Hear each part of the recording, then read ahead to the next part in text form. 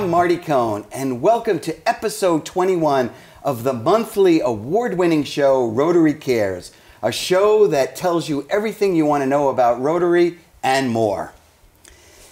Rotary is a global network of 1.2 million neighbors, friends, leaders, and problem solvers that come together to make positive, lasting change in communities at home and abroad.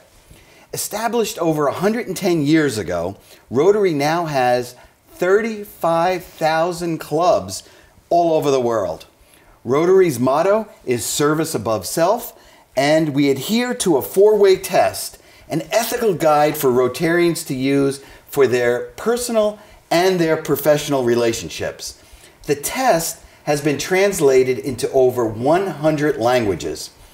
Of the things we think, say, or do, is it the truth? Is it fair to all concerned? Will it build goodwill and better friendships? Will it be beneficial to all concerned? In Rotary, we have two Rotary clubs. The Brattleboro Rotary Club, which meets on Thursdays for lunch at the American Legion, and the Brattleboro Sunrise Rotary Club, which meets for breakfast on Wednesday mornings, also at the American Legion. Today, we will be discussing Polio Plus, a focus area of Rotary International. Our guests are Brattleboro Sunrise Rotary Club past president Michelle Pong and past district governor Rick Manganello. Welcome to the show, Michelle. Thank you, Marty. First off, I shouldn't say welcome. I should say welcome back, because you were on episode 1 of this show when you first became the president of Brattleboro Sunrise Rotary Club. So I was. It seems like just yesterday. Well, it's hard to believe that all these years have gone by. You look the same. So let's review for folks. How long have you been involved with Rotary? Do I have to say how long? I didn't say when you started. Years. Huh? Over 20 years. Wow, that's I'm really... just leaving it at that. Now, do you remember, why did you join? I do remember actually why I joined. Because I was dragged kicking and screaming. No, I'm kidding. I was actually invited to speak at a Rotary Club because of the organization I was involved with at the time. And after visiting the club in Connecticut, it was a lunchtime club for that short period of time, I found it to be a very good fit in a lot of the ideals and what I wanted to do in my community, and it was an avenue for me to be able to do that. So I got involved and have never looked back. So as you know, the eradication of polio is a major focus of Rotary International for 30 years. And when you were last on the show, you mentioned that you were on a Rotary mission to deliver polio vaccine.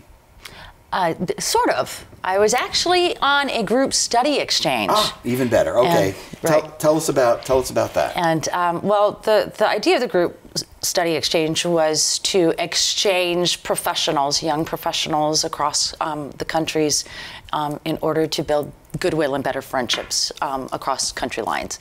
So I was on one of these group study exchanges to India.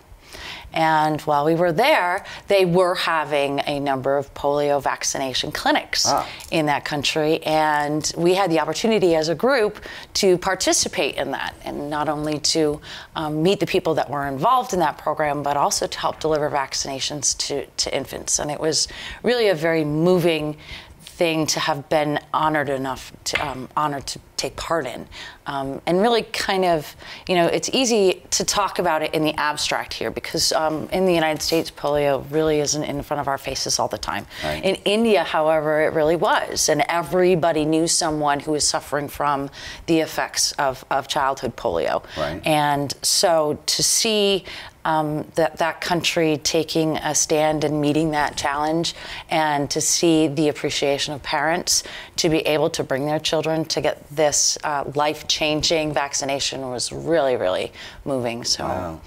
But let me ask you, it was advertised, and so you showed up at a village?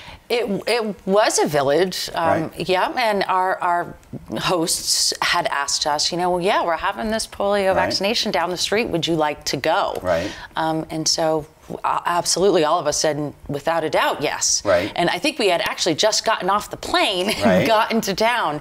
And so we were able to just get right in line, and parents were bringing kids up. They stood in line for quite a while Right. with these children. So the more people they had giving the vaccinations out, the quicker this line could go. And they allowed us to take part in that. So. And taking part, you back then, and actually still today, it was drops. It was drops, And right. you got to put it into kids' mouths. Absolutely, That must have been very, Parents very, would, very rewarding to do that. Now, since you've done that, I mean, we've made a lot of progress since you went on this. So much, it's wonderful. Well, do you have any idea about how much progress we've made? I do, actually. Oh. Especially in India, because I know that when I was there, which was, I think, 2004, since that time, India has been declared polio-free. That's fantastic. And I believe that was 2014.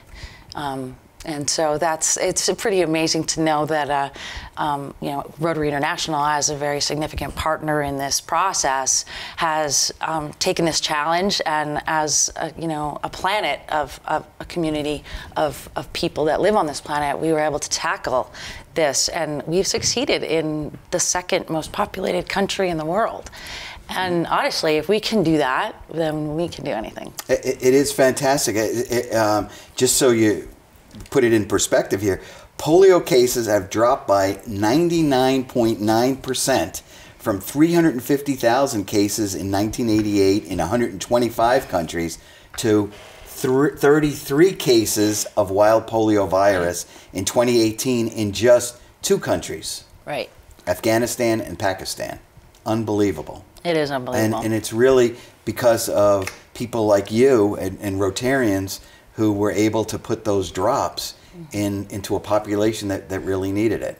And Marty, I think it goes really beyond just getting the vaccination there and being able to deliver it. I mean, that's a very clinical way of putting it. I think one of the major challenges that especially Rotary International, you said, how many countries are we in Rotary in?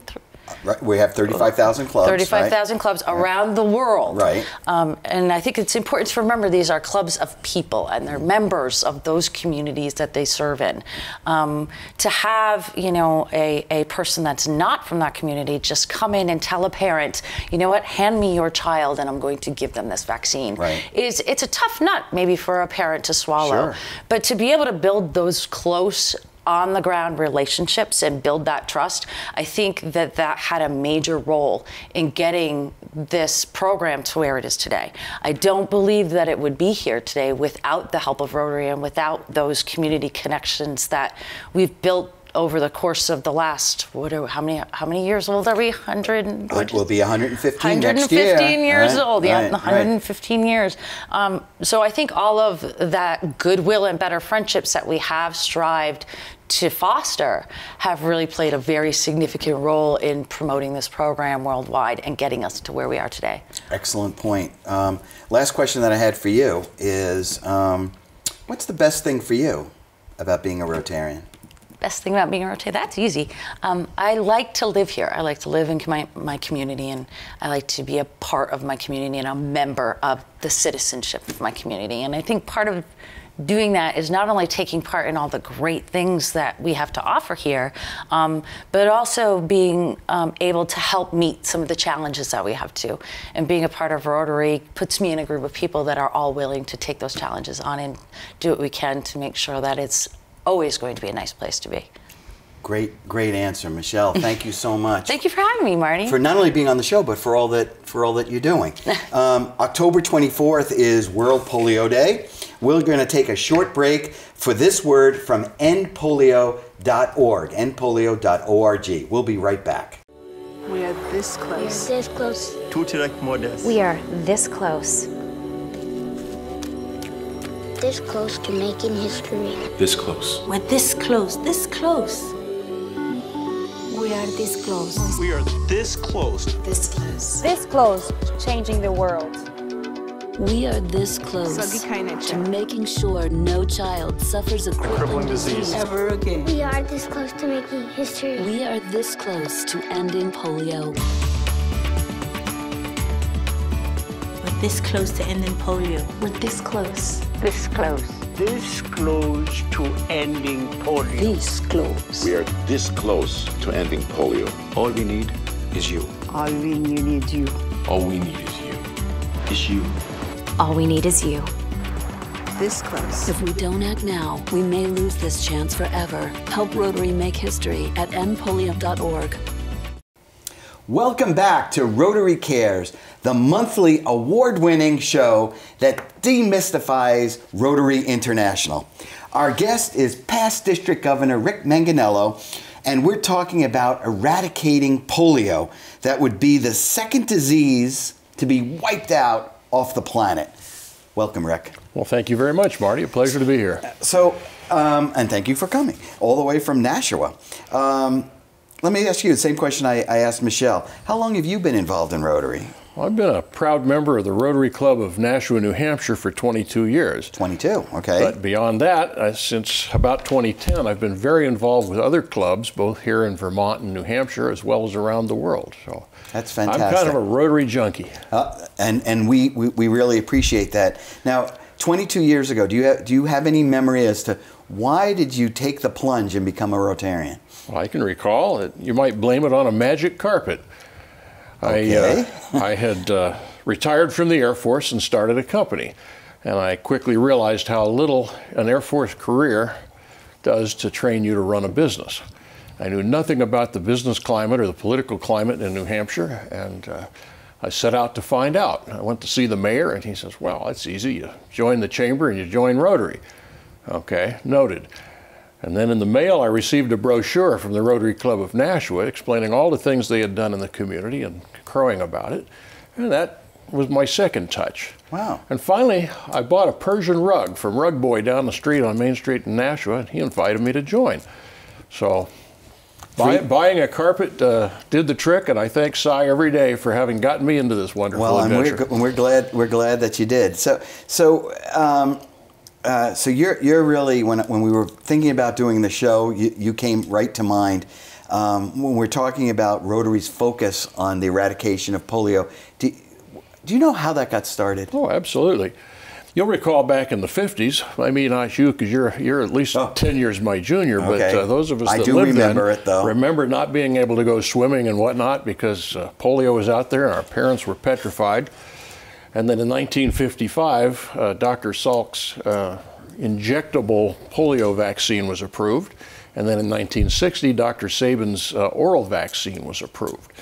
And early in the 60s, polio was eradicated from the United States, and we all began to forget about it. But other countries around the world weren't so fortunate. Rotary Director Matt Carapaz from the Philippines decided that his country would be a good place to start with the new oral vaccine, which was effective and easy to administer in large numbers, and the Philippines being enclosed with a definable boundary to control inflows and outflows. So we put forth $760,000 and immunized 12 million children, and very soon we're able to eradicate polio from the Philippines. Wow. Fantastic. Now, as part of that effort, the president of Rotary, Jim Bomar, went to administer some of the drops to the children. And while he was there, a young Philippine boy tugged at his pant leg and says, "Thank you, Rotary, thank you." Wow. Well, with that, we were hooked. So in 1985, we promised the children of the world we'd eradicate it from the entire planet, thinking, well, how hard can it be? Right. Well, it turned out to be pretty tough. We started out with a $120 million investment. We've gone significantly beyond that. Right.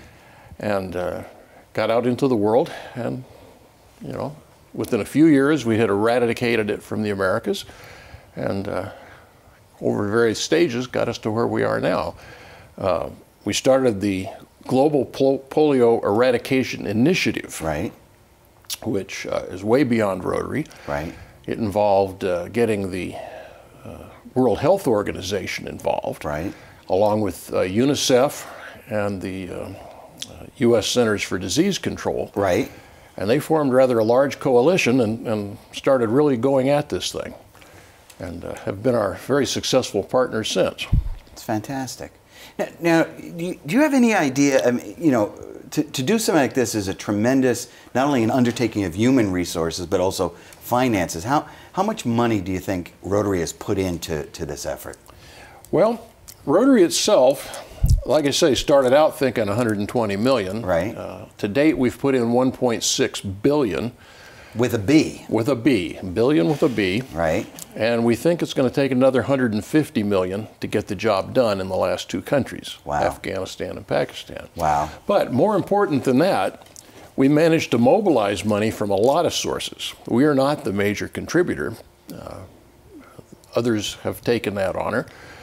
The project to date has cost over $16 billion, with about $1 billion remaining. Wow. To get those last two countries done. Amazing. So the U.S. Centers for Disease Control are, I believe, the major contributor. Right. Along with UNICEF. The Bill and Melinda Gates Foundation joined us 5 or 6 years ago. Right. And they've put in more than we have at this point. Wow. Including matching a lot of our dollars directly. So when people contribute to this, where does the money go? I mean, what are we buying? Do you know?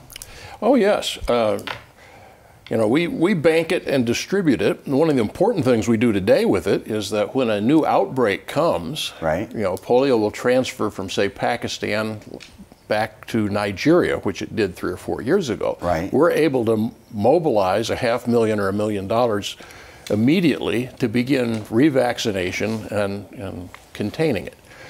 But the bulk of the work has been doing immunizations, preparing the groundwork, doing the socialization, which gets people to be willing to let you give their kids a vaccine. This is a frightening undertaking. Right. But